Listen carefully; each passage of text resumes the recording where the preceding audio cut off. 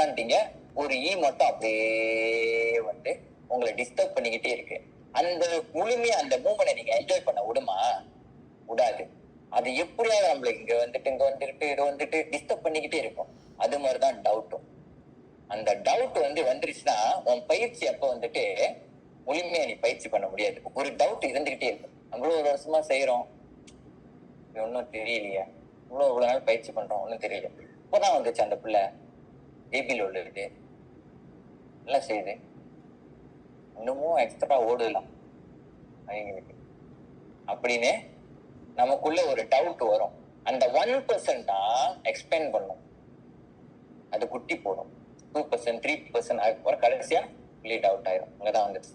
அப்ப வரவங்க ஆரம்பத்திலேயே முழுமையான சரணாகதின்னு ஏன் சொல்றாங்க, குரு கிட்ட சரணாகதி அடையணும்னு ஏன் சொல்றாங்க? ஏன்னா அதுதான் சிராதா. சிராதானா சரணாகதி, ஃபுல் சரண்டர், 100% சரண்டர் இருக்கணும் without knowing what is the implication of doing so. So என்னது சத்குரு, ரெண்டாவது சாஸ்திரத்துல ஃபெய்த் இருக்கணும். சாஸ்திரம் ஒன்னாவது என்னது சத்குரு, ரெண்டாவது சாஸ்திரத்துல ஃபெய்த் இருக்கணும். சாஸ்திரம் என்னது? விஸ்டம் ஆஃப் அவர் மாஸ்டர்ஸ் அர்த்தம். நம்ம முன்ன காலத்துல ரிஷிமார்கள் குருமார்கள் எழுதி வச்ச இந்த நூல்கள்லாம் இருக்குல்ல, அதுல அவங்களுடைய இதெல்லாம் ஞான பொக்கிஷம். இதுல நிறைய விஷயங்கள் உள்ளடக்கி இருக்காங்க. எதுக்காக வேண்டி? நம்ம பயிற்சி பண்றதுக்காக வேண்டி. அதை முழுமையா படிச்சு ஆராய்ந்து பின்பற்றி வரணும். இதுக்கு பேர் சாஸ்திர பிரமாணம்னு சொல்லுவாங்க. சாஸ்திர பிரமாணம் ரெஃபரன்ஸ் டு த ஸ்கிரிப்சர்ஸ். நம்பிக்கை இருக்கணும், ஃபெய்த் இருக்கணும். கடைசியா மூணாவது எதுல ஃபெய்த் இருக்கணும்? சாதனா மேல ஃபெய்த் இருக்கணும். சாதனா, உன் பயிற்சி மேல உனக்கு ஃபெய்த் இருக்கணும். சாதனா, சத்குரு மேல, சாஸ்திரம் மேல, சாதனா மேல. மூன்றாவது சாதனா மேல உனக்கு, சாதனா என்னது? உங்களோட பயிற்சி பிராக்டிஸ் மேல நம்பிக்கை இருக்கணும். எது நடந்தாலும் எனக்கு என் பிராக்டிஸ் என்னை தூக்கி விடும், என்னை காப்பாத்தி விடும், எனக்கு நல்வழி கொண்டு வரும் அப்படின்ற நம்பிக்கை நமக்கு எப்பவுமே இருக்கணும். இது எத்தனை பேருக்கு இருக்கும்? நம்ம கொஞ்ச நாள் பயிற்சி பண்ண ஏதாவது ஒண்ணா உடனே அதை அபேண்டன் பண்றதுக்கு எதை அபேண்டன் பண்ணுவோம்? முதல் யோகா தான் வருவாங்க. இது நான் முன்னில இருந்து நான் பண்ணேன். ஏதாவது ஒரு நடந்துச்சுன்னா லைஃப்ல உடனே விதை விடணும். பார்ப்பேன் முதல் யோகா விட்டு, யோகா தான் முதல் விடுவாங்க. இதுதான் செய்யற வேலையே போயிட்டு. உனக்கு ரொம்ப சந்தோஷமா இருக்கா, ரொம்ப துக்கமா இருக்கா, எந்த நிலையில இருந்தாலும் sadhana has to be continue. இந்த புரிதல் இருக்கிறவங்க கண்டிப்பா will be an accomplished yogi without a doubt. without a doubt. உனக்கு எந்த ஏற்றம் இறக்கம் என்ன இருக்கோ, காசு இருக்கோ இல்லையோ, பேர் இருக்கோ இல்லையோ, புகழ் இருக்கோ இல்லையோ, ஹெல்த் இருக்கோ இல்லையோ, பிளெக்சிபிலிட்டி இருக்கோ இல்லையோ, நீ தொடர்ந்து உன்னுடைய சாதனா செய்யறேன்னா நீ ஃபெய்த்ஃபுல்லா இருக்குன்னு அர்த்தம். ஃபெய்த் இருக்குன்னு அர்த்தம். அவனுக்கு சிராதா இருக்குன்னு அர்த்தம். அதை விட்டுறக்கூடாது. நம்ம சில நேரத்துல நினைப்போம், இதை விட்டுட்டா நமக்கு நம்ம வேற இதுல கான்சென்ட்ரேட் பண்ணி நம்ம திருப்பி பில்ட் பண்ணி வந்துடலாம். மாஸ்டர் நான் ஹீல் பண்ணிட்டு திருப்பி வரேன் அப்படின்னு. ஹீல் பண்ணிட்டு வரியா? அதுதான் நீ செஞ்சுக்கிட்டு இருக்க. அதுதான் நீ செஞ்சுக்கிட்டு இருக்க. இதை விட்டுட்டீங்கன்னா மருந்து வேணான்னு சொல்லிட்டு நீ எங்க போய் ஹீல் பண்ண போற? இதுதான் ஹீலிங்கே. அப்ப நல்லா இருக்கும் போது என்ன?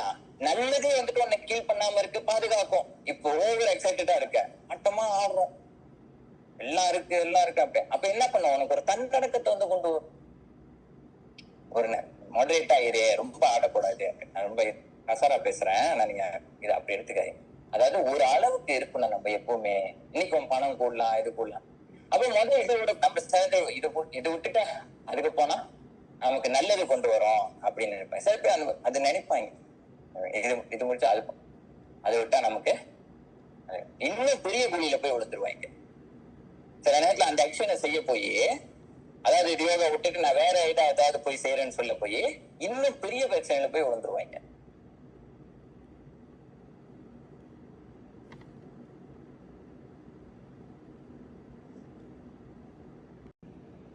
ராஜா ரொம்ப கடுமையான ராஜா.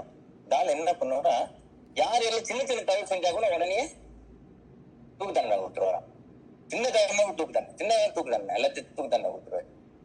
இப்படியே தூக்கு தண்டனை கொடுத்துட்டு இருப்போம். ஒரு நாள் ஒருத்தன் இதுக்கு அரண்மனைக்குள்ள பூண்டான், ஒரு சிட்டிசன் உள்ள பூண்டான். உள்ள பூண்டு தெரியாம ராஜாவோட இடுப்பு அடிச்சுட்டான். இடிச்சோனே யாரங்க தூக்குல போட்டுற அப்படின்ட்டாரான். உடனே கத்துறானா தூக்கிட்டு போயிட்டேன். தூக்கிட்டு போய் தூக்கு மேல வச்சுட்டு அங்க வச்சுட்டு கேக்குறாங்க, ஏன்னா அந்த மாதிரி பண்ண, கடைசியா நீ இப்ப சாக போற, ஏதாவது உனக்கு பேச போறியா, ஏதாவது சொல்ல போறியா அப்படின்னு. அப்பா சொன்னா, ஐயா எனக்கு தெரியாம இடிச்சிட்டேன், ராஜாவை தெரியாம இடிச்சிட்டேன். இப்போ தெரியாம இடிச்சா என்னதான் நீ செய்ய வந்த? நான் ஆக்சுவலி ராணி இடிக்க வந்தேன்.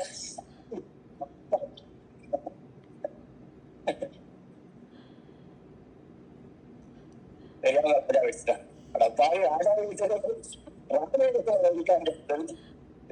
அப்ப சில நேரத்துல நம்ம செய்யக்கூடிய செயல் வந்துட்டு நம்ம நினைப்போம், இதுல இருந்து நம்ம தவிர நம்ம இன்னும் ஒரு நல்ல இதுக்கு போறோம்னு, நல்ல விஷயத்துக்கு போறோம்னு நினைப்போம். அதான் அதை விட டேமேஜான ஒரு விஷயத்த நாம போய் செய்யறோம் சில நேரத்துல.